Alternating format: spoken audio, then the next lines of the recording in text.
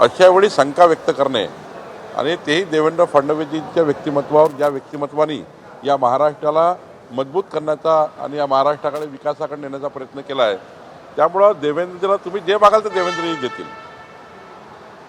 ते पारदर्शी आहेत, गतिमान आहेत, लोकाभिमुख आहे आणि त्यामुळं देवेंद्रजींच्या या जी कर्तव्य त्यांनी केलं आहे दावोसमध्ये या महाराष्ट्राला पुढे नेण्याचं, 14 कोटी जनता आज देवेंद्रजींच्या पाठीशी भक्कमपणे त्यांच्या कर्तृत्वाला सलाम करते आहे आणि त्यामुळं सतेज पाटलांच्या त्या ठिकाणी अशा मागण्या वगैरेला फार काही चिंता करायची गरज नाही. आमच्या महाराष्ट्र जनतेला मात्र संपूर्ण देवेंद्रजींच्या या 30 लाख कोटीच्या गुंतवणुकीवर विश्वास आहे आणि मलाही विश्वास आहे की ज्या पद्धतीचे पॅकेजेस महाराष्ट्र सरकारने गुंतवणूकदाराकरता तयार केले आहेत किंवा त्या ठिकाणी इन्व्हेस्टरकरता तयार केलेले आहेत किंवा कॉर्पोरेटकरता तयार केलेले आहेत, हे जे काही आम्ही या ठिकाणी पॉलिसी आणल्या आहेत, आमच्या देवेंद्रजींनी पॉलिसी आणल्या आहेत, त्या पॉलिसीमुळेच आज महाराष्ट्राचं क्लायमेट चांगलं आहे, वातावरण रोजगारभिमुख आहे आणि म्हणून या ठिकाणी एवढे करार होत आहेत. राज ठाकरे यांनी म्हटलेलं आहे की मी आज एक शब्द देतो की जे राजकारण बदललेलं आहे त्याच्यात मी थोडी लवचिक भूमिका घेतली तर ती जनतेच्या आणि महाराष्ट्राच्या हितासाठी असेल. ठीक आहे ना, चांगलंच आहे. महाराष्ट्राचे संस्कार संस्कृती अशीच आहे की सर्वांनी एकत्र येऊन राज्य पुढे नेलं पाहिजे, राज्याच्या विकासाकरता सर्वांनी एकत्र आलं पाहिजे, हेच या महाराष्ट्राला अभिप्रेत आहे. नाना पटोले यांनी म्हटलेलं आहे की भाजप एकनाथ शिंदे आणि अजित पवारांचा राजकीय गेम करणार आहे, मुख्यमंत्री आल्यानंतर काय नेमकं होणार आहे स्पष्ट होतं. काँग्रेस अशाच विचारांनी काँग्रेस मागे गेली आहे, आमचे विचार असे नाही आहेत. दावोस दौऱ्यासंदर्भात प्रकाश आंबेडकरांनी टीका केली मुख्यमंत्र्यांवर, ते मटका खेळण्यासाठी दावोसला गेले होते असं त्यांनी सांगितलं ना. खरं तर या पद्धतीचं महाराष्ट्राच्या मुख्यमंत्र्याबद्दल बोलणे खरं तर वाईट वाटतं. 14 कोटी महाराष्ट्र या ठिकाणी आपल्या मुख्यमंत्र्याबद्दल, आपल्या मुख्यमंत्र्यांनी केलेल्या कर्तव्याबद्दल त्यांचं अभिनंदन करत आहे आणि हे प्रत्येक वेळी राजकीय आरसा ठेवून काम करत आहे. कधीतरी सुधारलं पाहिजे, कधीतरी सुधारलं पाहिजे, कधीतरी या महाराष्ट्राला विकसित महाराष्ट्र करण्याकरता या ठिकाणी अभिनंदनाची भूमिका मांडली पाहिजे. देवेंद्र फडणवीसजींनी केलेलं कर्तव्य हे एवढं मोठं आहे दावोसच्या या एकंदरीत 3-4 दिवसातलं की महाराष्ट्राच्या जनतेने, विरोधी पक्षांनी सर्वांनी मिळून देवेंद्र फडणवीसांचे जाहीर आभार व्यक्त केले पाहिजे.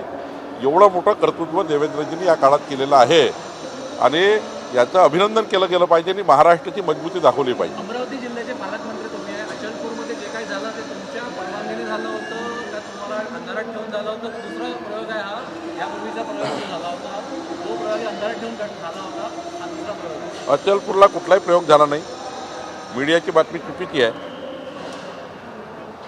आमचा पक्षाचे 9 नगरसेवक आहेत, ते वेगळे आहेत. काँग्रेस आणि इतर पक्षांनी म्हणून वेगवेगळ्या आघाड्या तयार केल्या आहेत, त्या आघाड्या एकत्र येऊन त्यांनी ते सभापती वगैरे घेतलेले आहेत. आमचा त्यांचा काहीच संबंध नाही आणि त्याचा खुलासा आमच्या अजय मातनींनी केला आहे. अकोल्यामध्ये काल डिनर डिप्लोमसी झाली, 30 नगरसेवक सर्व पक्ष उपस्थित होते. सत्ता स्थापनेच्या काय हालचाली सुरू आहे, कसं राजकारण काम केलं? काही फरक पडणार नाही. भारतीय जनता पार्टी 38 घेऊन सर्वात मोठा पक्ष आहे आणि त्यामुळे भाजपाचाच महापौर होईल. आज डीपीसीची बैठक होता है, डीपीसीची बैठक. तमिलनाडु के जो मुख्यमंत्री स्टालिन, उन्होंने ऐसा कहा है कि अभी विधान परिषद का जो सत्र होता है उसके पहले राज्यपाल का जो भाषण होता है ये अब परंपरा समाप्त करने की चीज़ है, स्टालिन ने कहा है. देखिए, हर राज्य की अपनी अपनी परंपराएं होती है, हर राज्य के अपने अपने नियम कायदे होते हैं जिसमें राज्यपाल का अभिभाषण होता है. राज्यपाल अपनी सरकार के बारे में जनता के सामने कुछ बातें लाते हैं, उनका अभिनंदन भी करते हैं, कुछ सूचनाएं भी देते हैं.